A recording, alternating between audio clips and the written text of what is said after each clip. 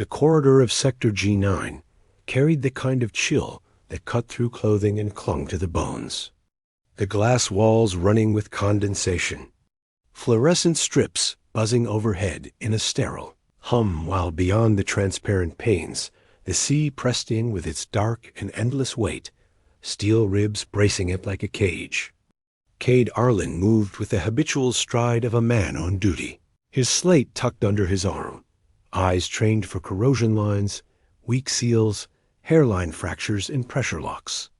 He was an inspector now, but the rhythm of observation had been drilled into him long before, back in the days when he was a combat medic patching torn flesh under fire. He wasn't expecting to find a body at the far end of the corridor. Not like this slumped against the sealed door of a clinic marked, with a blunt red bar, nitrogen monoxide mixed care. Her violet skin gleamed with fever sweat. A tide wrap clung to her body soaked through and salt-stained. Her long white hair lay in damp ropes across the tiles, gills fluttering in shallow spasms, each breath rattling as if it might be her last. Standing over her were two little girls, too young for their faces to be drawn so hard, too small for their stances to be so defensive. A older Sarah, maybe 6, kept her arms spread wide like a living barrier, chin tilted upward in a defiance that barely covered the fear trembling in her fingers. Behind her, Lumi pressed close, half-hidden, eyes wide and luminous, staring at Cade as though he were another enemy in a world full of them. They said nothing at first, but when Cade stopped, boots scuffing softly on the wet tile, Sarah's voice cut through the hum with a sharpness that made him pause. "Are you here to hurt our mom, too?" she demanded, the words shaking but edged with steel, as if she had repeated them at others before. Cade felt the old ache in his chest, the memory of children forced to grow sharp where they should be soft, and he lowered himself slowly to a crouch, moving with deliberate calm until he was at their level, letting them see his hands. He reached into his jacket, pulled out the dull metal coin he still carried, his medic insignia from the service, scarred and worn but unmistakable. He set it gently on the floor where the light caught its edges. "No," he said evenly, his tone measured, stripped of false comfort. "I'm here to help." Sarah's eyes narrowed, her small chest rising and falling as she weighed his words, while Lumi whispered so faintly he almost didn't catch it. "Please don't be a mean doctor. She's too tired for me." Cade nodded once, accepting the plea like an order. He shifted closer to the woman, announcing each motion the way training demanded, calm, precise, so the little ones wouldn't flinch. "I'm going to check her pulse," he said, waiting until Sarah gave the barest nod before pressing his fingers to the fever-hot skin of the woman's throat. Her pulse galloped, too fast, too thin. He leaned in, smelling the brackish taint around her gills, spotting the faint red rash along her lamellae. Wrong, dangerous. At her clavicle the heat burned deeper. Infection burrowed beneath the surface. Cade's mind ticked through possibilities like a well-oiled machine. Salt bloom fever. Hybrid gill filter failure, but his hand brushed something solid beneath her arm. Too deliberate, too artificial an implant. He filed it away, not for the girls yet, not until he knew. Sarah began to count aloud her mother's breaths, each number clipped, steady, like she had done it 100 times to track her survival. Lumi tried to follow, stumbling over the rhythm, her tiny voice breaking on the numbers, but still she kept on, trembling lips shaping the count.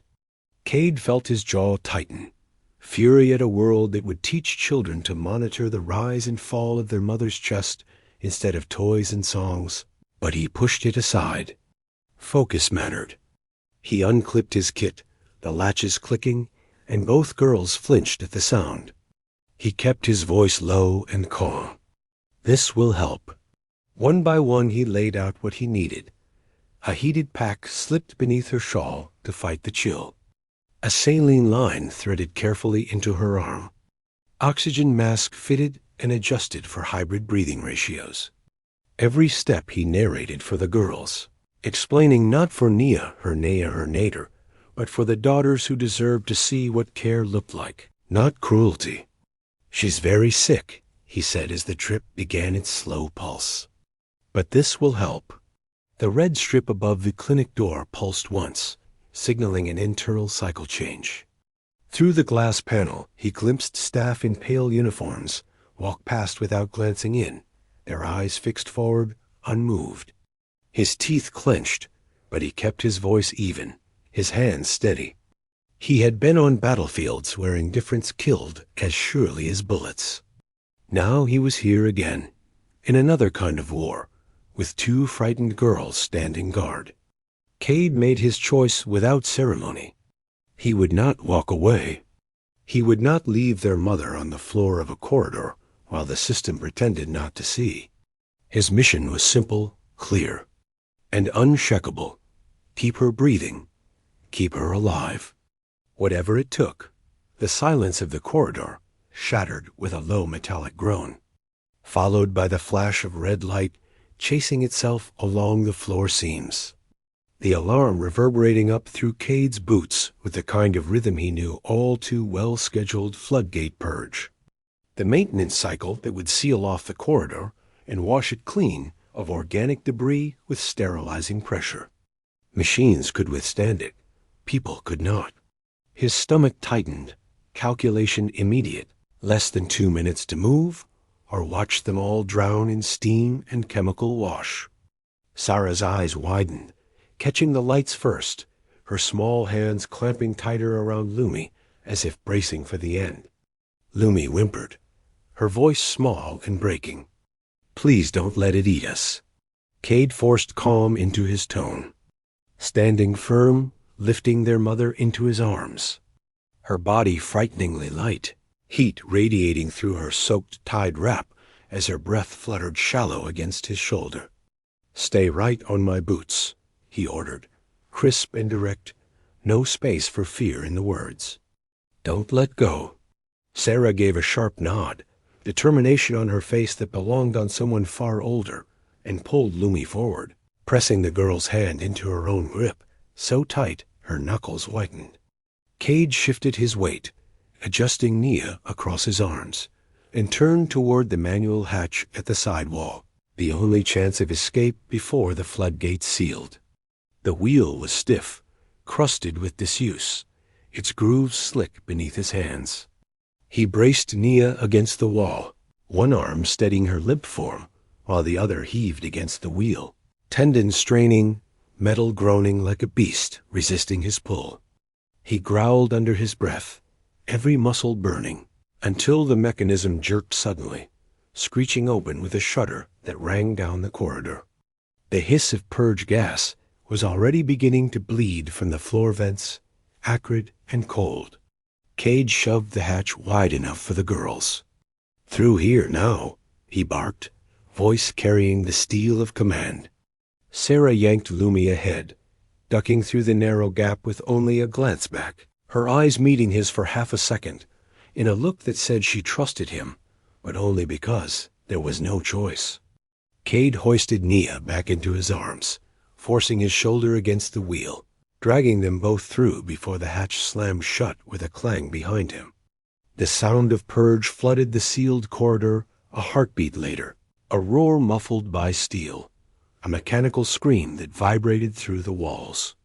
Inside the service passage, the air was damp and metallic, condensation dripping from overhead pipes, the space so narrow Cade had to angle Nia sideways to fit her across his chest. Her lips parted, a broken sound escaping as if pulled from her lungs, but her eyes remained shut. He lowered his head, whispering close to her ear, "Hold on. Just hold on." The girls hurried behind, their small footsteps quick and uneven, the echo of their breaths trembling through the tunnel. Sarah stumbled once, catching herself with a palm against the wet wall, never releasing Lumi's hand, her voice ragged as she muttered numbers under her breath, as though counting breaths, again counting courage this time. Lumi's whisper followed, almost a prayer, Don't leave us. Cade's jaw set, his reply low but absolute. I won't. The tunnel twisted, red light bleeding through thin seams in the metal. Alarm still echoing, urgent and insistent.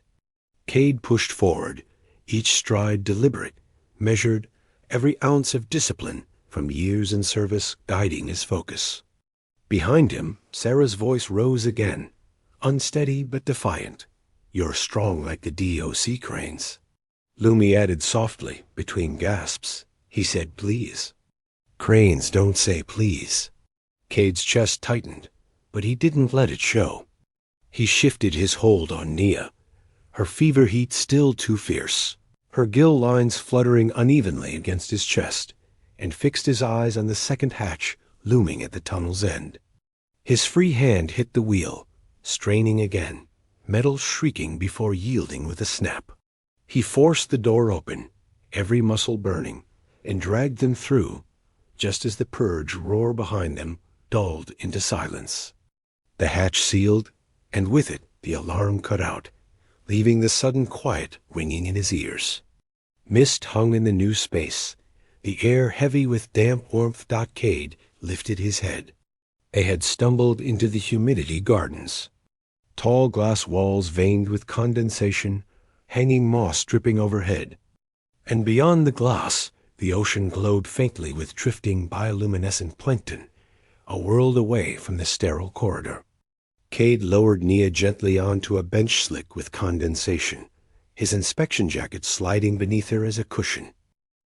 Her skin still burned with fever, her gills raw and torn, her breath shallow but present. Sarah pressed close, her hand gripping her mother's limp fingers, her voice counting again.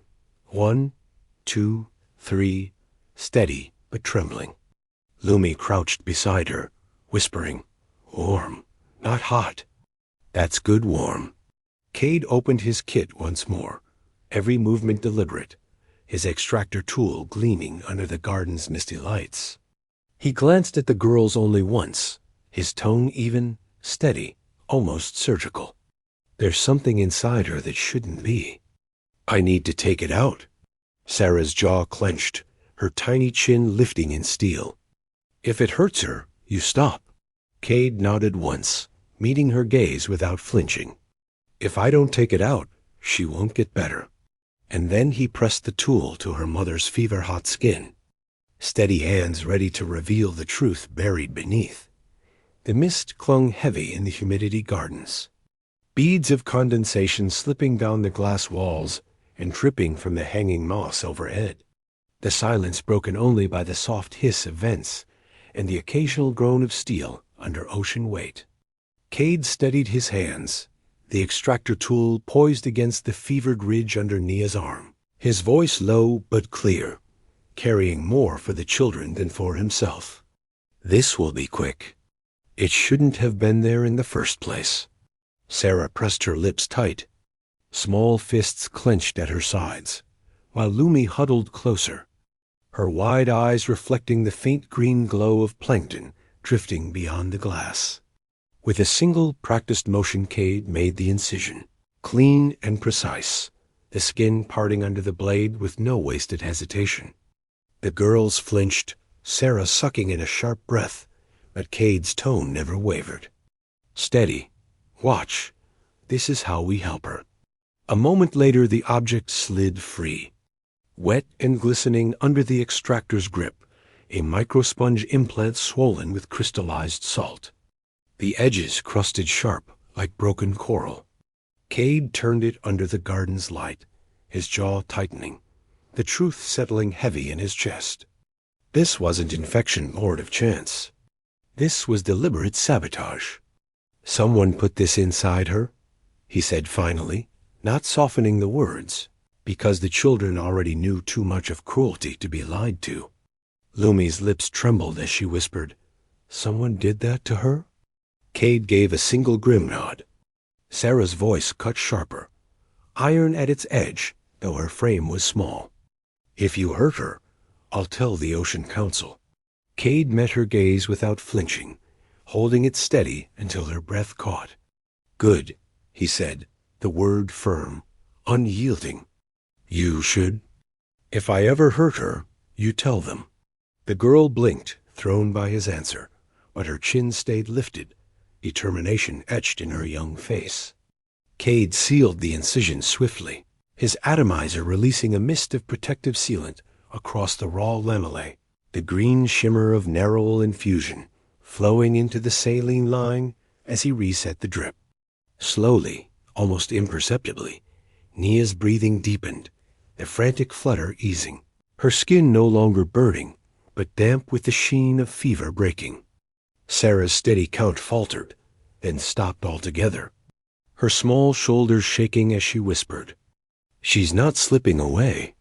Lumi pressed her cheek against her mother's wrist, whispering her invented mantra, "Warm, not hot." "That's good warm."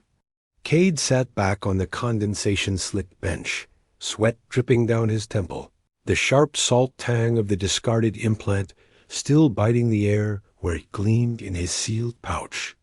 He kept his anger buried, where it couldn't bleed into his hands. But the truth was iron in his gut.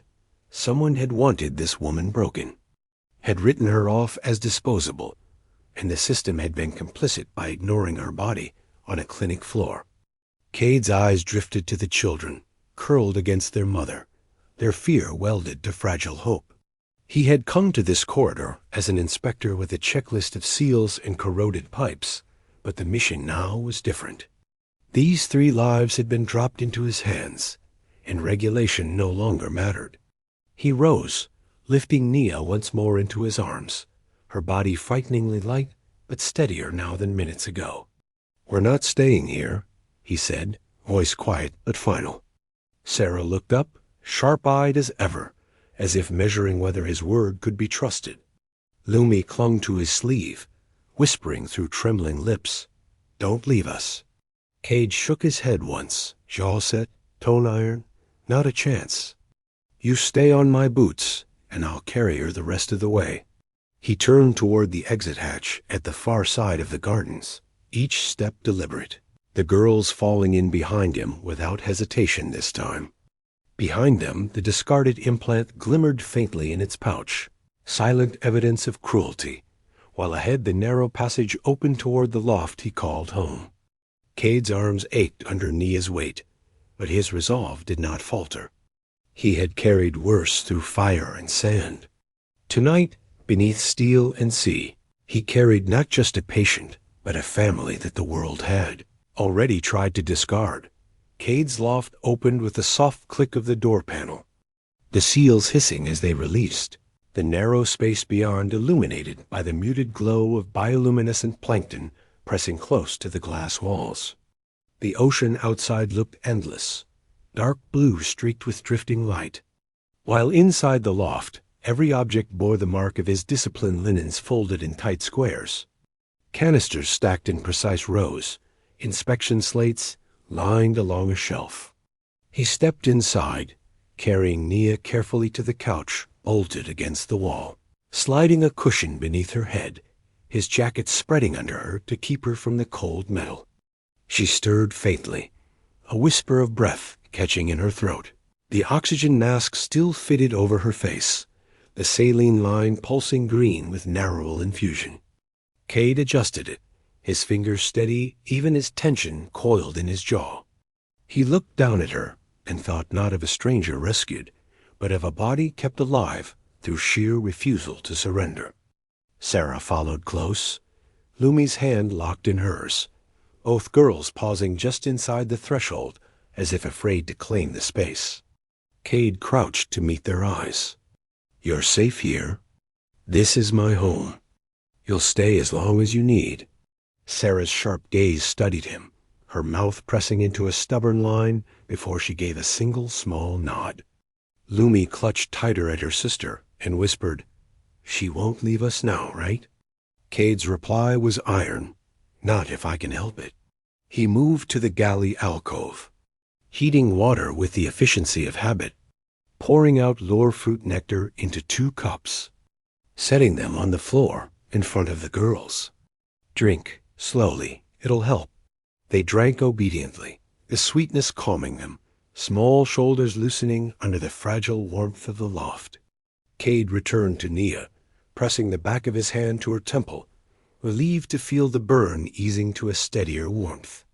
Her tide wrap was soaked and crusted with salt, clinging uncomfortably, and he hesitated only a moment before pulling one of his black thermal shirts from a shelf, laying it across her for when she woke, a simple offering of dignity.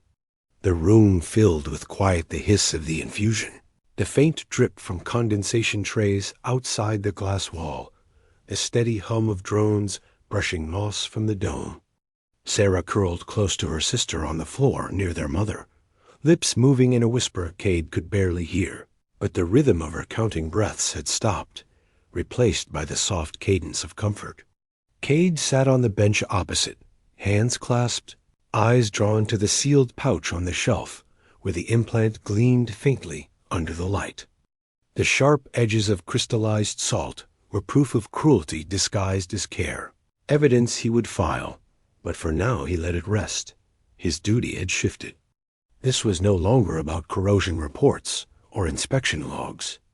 It was about keeping one woman alive through the night and making sure two little girls would not wake to silence. When Nia finally stirred, her eyelids fluttering open, her gaze landed first on the girls pressed close to her, and shifted to the stranger sitting watch. Her lips parted, voice rough and faint. Why? Why help me? Cade's answer was simple, stripped of pretense, steady as the tide beyond the glass. Because you needed it. She blinked, suspicion soft but lingering, yet her daughters pressed close and whispered, "He gave us nectar? He made you better."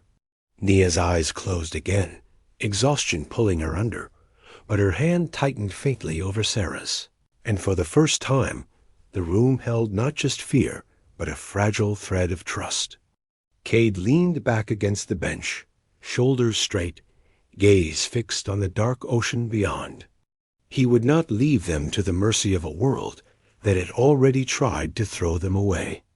Tonight, this loft was more than his shelter. It was theirs. The loft had taken on a rhythm of its own by the following evening, the air warmer now, scented with broth simmering low in the galley unit, and the faint mineral tang of damp moss from trays Cade had pulled out of storage and lined against the glass wall.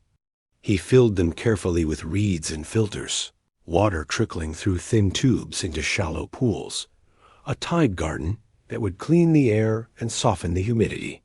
Sarah crouched beside him, her braid hanging loose over one shoulder, following every instruction with an intensity that mirrored his own field drills. "No air bubbles," she repeated as she threaded tubing through a drain hole, her small fingers clumsy but determined. Cade gave her a single approving nod, and her face lit with pride. Lumi crouched on the other side, tapping one of the reeds with a fingertip. "This one's Tala, that one's Greenie," she announced with the solemnity of a child inventing order in chaos. Cade almost smiled, the faintest exhale slipping through his nose. "Fine. Keep track of them, then." Sarah rolled her eyes, but didn't correct her sister. From the couch, Nia watched them all, her body draped in Cade's black thermal shirt, her violet skin no longer fevered, but glowing faintly with returning strength. Her long white hair, still damp from a wash, spilled down her shoulders. She leaned against the cushions, gills opening and closing with steady rhythm, surprise written across her face as she watched her daughters argue about plant names instead of counting her breaths. When Cade rose to rinse his hands, she caught his gaze and held it, a silent acknowledgement she had not yet found words for. Later, they ate together at the folding table, bowls of broth and flatbread sliced with preserved lore fruit. Sarah tore pieces with soldierly precision, while Lumi giggled over uneven halves, declaring hers bigger every time. Nia tried to scold softly. "It's wrong to dip crisps in broth," but Cade tore his in half, dunked it deliberately, and ate without breaking eye contact. "I'm a free man. I'll dip what I like." The corner of Nia's lips twitched, betraying the first true smile since she had woken. The girls dissolved into giggles, their laughter filling the small loft, until even Nia let out a quiet laugh, unguarded and light. After dinner, Sarah stretched across the couch. Lumi curled against her, whispering invented rules. If your tongue is blue, you can't sleep yet. If it's not, you must share your tart. Cade pulled 2 sugar pearls from his pocket, handing them over wordlessly, and soon both girls stuck out tongues stained bright blue, laughing in triumph. Nia shook her head, eyes shining as she watched them. When Cade cleared bowls, Nia rose to help, insisting softly, "I can do it." Their hands brushed over the same dish, her fingers lingering a breath longer than necessary. She didn't pull away, and neither did he. The air between them shifted, not fragile this time, but charged, threaded with something quieter, steadier. He set the dish aside, their eyes meeting in silence before both looked away. As the lights dimmed to evening cycle, Cade unrolled a blanket on the opposite couch without asking, laying claim to his place there, leaving the bed for Nia and the girls. Sarah's voice carried through the half-dark, serious and sharp. "If you ever turn mean, we'll leave." Cade glanced at her, unflinching. "That's fair." Lumi, already half asleep against her sister, murmured, "He won't. Warm people stay warm." Nia stood at the glass wall, the shell-bed loop she had carried since the gardens hanging now on the latch of the door, marking the space with her mother's tradition. She stared out at the dark sea threaded with violet light, then back at the loft where her daughters giggled softly under blankets, and Cade sat watch, posture relaxed but alert. Her breath eased, shoulders lowering as she whispered to herself more than anyone, "This feels like home." Cade didn't answer, but when she leaned her shoulder lightly against his, he didn't move away. His hand rose, resting steady at the small of her back, protective and warm. She closed her eyes and let the weight of it settle her. For the first time in weeks, she no longer felt like she was slipping away. That morning came soft and strange in Cade's loft. The usual cold blue of the sea beyond the glass softened into gold by dome lights cycling into day, and the hum of drones brushing moss from the outer walls blended with the quiet drip of the tide garden trays, reeds swaying in gentle rhythm. Nia sat at the folding table, wrapped in Cade's black shirt, her long hair still damp from washing, her violet skin no longer flushed with fever, but calm and steady. The red rash along her gill lines now little more than faint traces. Her daughters lay tangled together on the couch, Sarah's arm curled protectively around Lumi, who twitched and murmured about blue tongues, even in her dreams. Cade stood at the counter, his slate open, the implant magnified on its screen serial numbers, dosage markers, registry tags, and his jaw was a locked line of fury. The evidence confirmed what instinct had already told him. It wasn't just sabotage. It was tampering ordered through a private registry account. The ID code was stamped clearly Nia's ex-husband. He had wanted her broken, poisoned by the very device meant to protect her, left to collapse outside a clinic that would not look at her. Cade turned the slate so Nia could see, his tone flat, not softened. He altered it. "The salts poisoned you? This was never your body failing." Nia stared at the glowing digits, her hands trembling against the table, and for a moment her lips pressed tight as if holding back a flood. When she spoke, her voice was low but sharp. "He called me broken. Said I was no use if I couldn't give him more children. I thought my body was failing. I thought it was my fault." Sarah sat up on the couch, her braid messy, her voice cutting and fierce. "You're not broken. He's the broken one." Lumi rubbed her eyes, blinking blearily, and whispered, "Mom's warm." Warm means safe. Nia pulled both girls against her, her shoulders shaking once in a silent exhale between grief and anger. Cade shut the slate, placing the sealed pouch with the implant on the shelf. I filed a misconduct report with the clinic and a tampering notice with the registry. It won't erase what he did, but it puts it on record. He can't hide it. Nia's eyes lifted to his, wary, still testing, but the suspicion she had carried since the corridor was softening, worn away by his steadiness. That changes nothing, she said bitterly. Cade didn't flinch. It changes enough. It means you weren't at fault. And it means someone will answer for it. She studied him, expecting pity, expecting persuasion, but finding neither. He was as blunt and steady as the steel ribs holding back the sea. Later, while the girls chattered over flatbread and Zyron tart, Cade laid a folded form on the table. Its edges were worn from being carried too long. Shared quarters family license, the header read. Nia blinked, her lips parting. Cade's voice was firm, steady, not offering, not bargaining. With this, your names go on the lease. Services, supplies, protection. No one could deny you a bed or rations.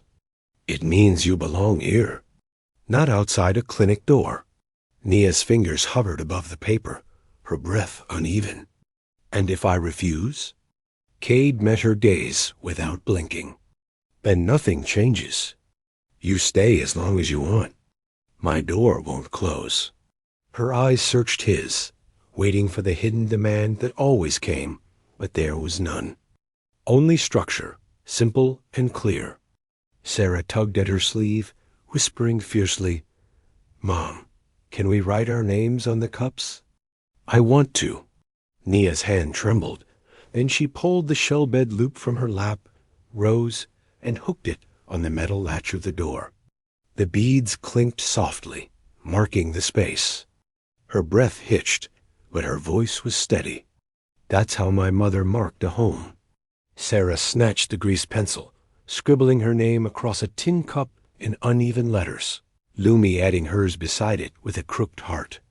They laughed, relief flooding through the sound, and for the first time, the loft rang not with fear, but with belonging.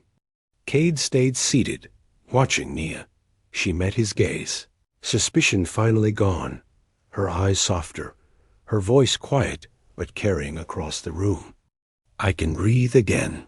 He gave a single nod, his answer as simple as his vow had always been. Outside, the sea shimmered violet with drifting strands of plankton. But inside the loft was warm, the tide garden dripping its rhythm. The girls' laughter echoing off glass, Nia's gills moving easily with each breath. Cade's hand rested steady at the small of her back when she leaned against him, not pushing, not demanding, only anchoring her there. For the first time, the space did not feel like borrowed shelter. It felt like home, fragile but real, claimed by beads on a door, names on cups, and a man who had chosen compassion over law. And though Cade knew the registry ping had already marked his defiance and her ex-husband's influence would soon loom over them, he also knew this. If they came for her again, if they came for the girls, they would not find them abandoned on a corridor floor. They would find him standing in their way. The days that followed stitched themselves into something dangerously close to ordinary, though Cade never allowed himself to forget the shadow beneath it. The tide garden had taken root, reeds swaying under the trickle of water, adding a faint green scent to the loft. While the girls claimed corners as if they had always belonged, Sarah lying shells in precise rows along the glass ledge, Lumi scribbled crooked stars and rules onto storage canisters with the grease pencil, and Nia moved with a steadiness Cade hadn't thought she would recover. Her long hair drying in soft waves down her back as she folded linens or stirred broth in the galley. In the evenings they laughed over Zyron tart and sugar pearls, tongues stained blue, Lumi insisting on new rules for the game, while Sarah rolled her eyes but played along anyway. Cade watched all of it with the quiet stillness of a man unused to being part of a home, yet unwilling to disturb it. But the slate on his shelf glowed with reminders. Registry notifications, misconduct filings, a red flag noting that his inspection logs had been reviewed for protocol deviation. He knew the system would not ignore him long. The ex-husband's name flickered through his reports, like a rot spreading unseen. Ocean Council ties embedded deep, influence reaching far past the corridors Cade could walk. One night, as drones hummed past the glass and the sea pressed violet and endless beyond, Nia stood at the door where the shell bed loop hung, her fingers brushing it lightly, as if to reassure herself it hadn't vanished. She turned back, her voice low, but carrying across the loft. "You know he won't let this go." Cade sat at the table, his shoulders squared, eyes hard in the dim light. "Then he'll come, and he'll find me waiting."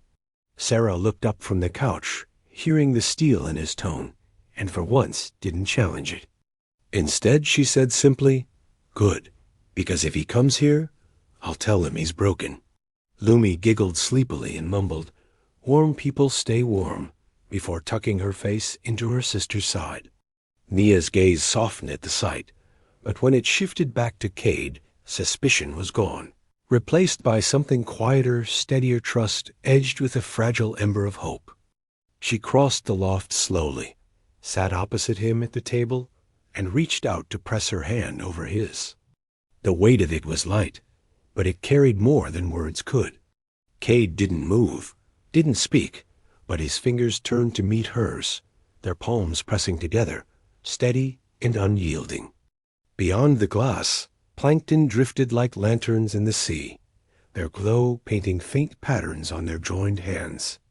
Cade knew the storm would come, the council inquiry, the ex-husband's retaliation, the weight of laws designed to erase people like Nia and her daughters. But as he sat in the warmth of the loft, her hand against his, the girl's breathing easy in sleep, the tide garden dripping its soft rhythm, he also knew something else. He had carried soldiers across battlefields and buried brothers under foreign suns. But this was different. This was not duty. This was choice. And he would not let go